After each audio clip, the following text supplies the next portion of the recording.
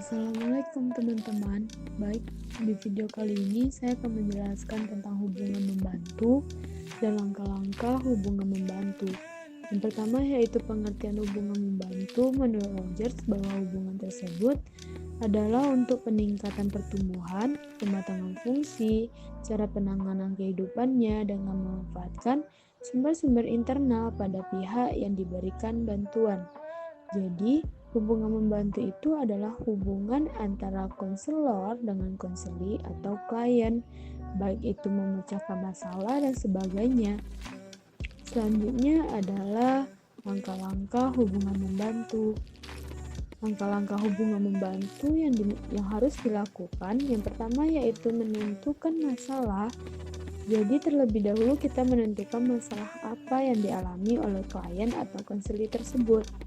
Yang kedua, kita mengumpulkan data, baik itu nama lengkap, nama panggilan, jenis kelamin, pekerjaan, dan alamat. Selanjutnya, kita menganalisa data.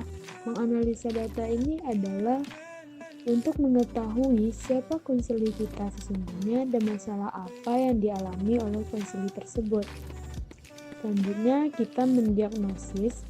Mendiagnosis ini untuk menetapkan latar belakang masalah dan faktor-faktor penyebab timbulnya masalah. Selanjutnya yaitu prognosis.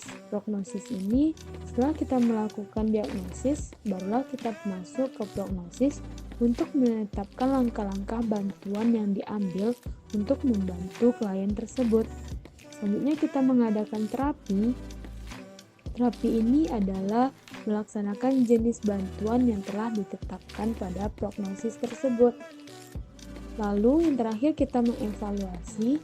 Mengevaluasi ini adalah dapat mengevaluasi berdasarkan performance klien yang terpancar dari kata-kata, sikap, tindakan, dan bahasa tubuh. Itulah langkah-langkah dalam hal hubungan membantu. Hanya itu yang dapat saya sampaikan. Terima kasih. Selanjutnya yaitu ada prinsip-prinsip bimbingan dan konseling. Terdapat beberapa prinsip dasar yang dipandang sebagai pondasi atau landasan bagi pelayanan bimbingan dan konseling. Prinsip-prinsip ini berasal dari konsep-konsep filosofis tentang kemanusiaan yang menjadi dasar bagi pemberian pelayanan, bantuan atau bimbingan, baik di sekolah madrasah maupun di luar sekolah madrasah.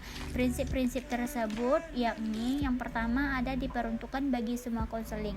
Artinya bahwa bimbingan diberikan kepada semua konseli baik yang tidak bermasalah maupun bermasalah, anak-anak, remaja maupun dewasa.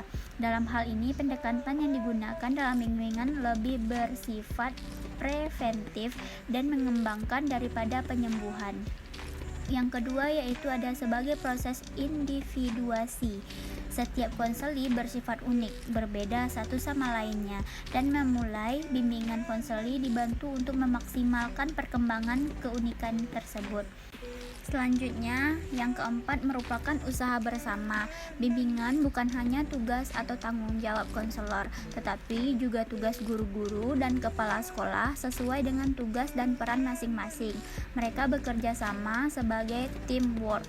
Yang kelima yaitu ada pengambilan keputusan, merupakan hal yang esensial dalam bimbingan dan konseling. Bimbingan diarahkan untuk membantu konseli agar dapat melakukan pilihan dan mengembalikan keputusan. Bimbingan mempunyai peran untuk memberikan informasi dan nasihat kepada konseli. Yang terakhir yaitu ada berlangsung dalam berbagai settingan atau adegan kehidupan. Pemberian pelayanan bimbingan tidak hanya berlangsung di sekolah atau madrasah, tetapi juga di lingkungan keluarga, perusahaan atau industri, lembaga-lembaga pemerintahan atau swasta, dan masyarakat pada umumnya. Selanjutnya yaitu ada keahlian dalam membantu.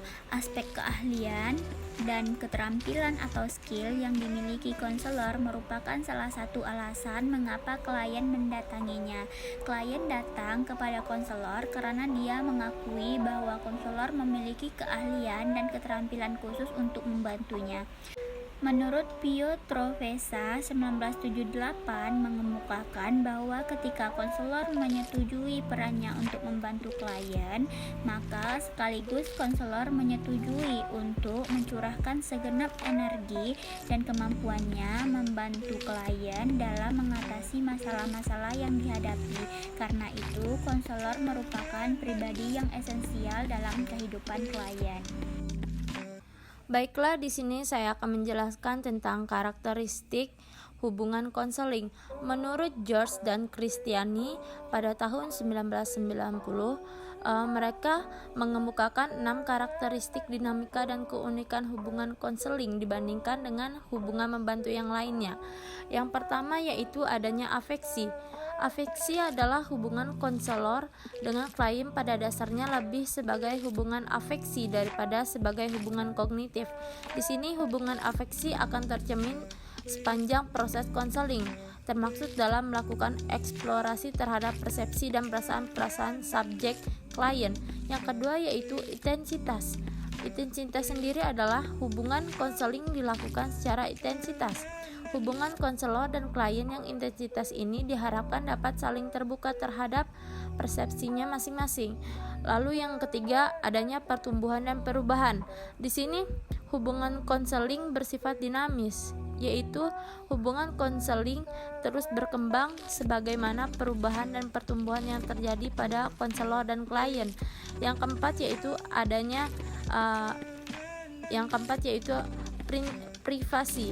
Pada prinsipnya dalam hubungan konseling perlu adanya keterbukaan klien. Di sini keterbukaan klien tersebut bersifat konfidensial, yaitu konselor harus menjaga kerahasiaan seluruh informasi tentang klien dan tidak dibenarkan mengemukakan secara transparan kepada siapapun tanpa seizin klien. Yang kelima adanya dorongan. Di sini konselor dalam hubungan konseling memberikan dorongan atau suportif pada klien untuk meningkatkan kemampuan dirinya dan berkembang sesuai dengan kemampuannya. Lalu yang keenam adanya hubungan konseling didasarkan atas saling kejujuran dan keterbukaan serta adanya komunikasi terarah antara konselor dengan klien. Lalu berikutnya adalah terminasi. Di sini konselor secara khusus studi di bidang yang sedang ditangani dan telah dilatih untuk menangani bidang itu, khususnya studi yang sedang ditangani dan dilatih untuk menangani bidang itu. Akan tetapi, konselor yang efektif sudah sewajarnya juga mengakui adanya keterbatasan baik secara pribadi maupun dari kewenangan profesionalnya. Jika menangani klien di luar batas kemampuan, itu perlu menganjurkan klien atau inisiatif untuk mereferal kepada pihak yang lebih mampu. Jadi dapat disimpulkan bahwa terminasi merupakan suatu tahapan dalam konseling di mana konselor harus mengakhiri konseling. Keputusan tersebut dapat dilakukan secara sepihak ataupun bersama.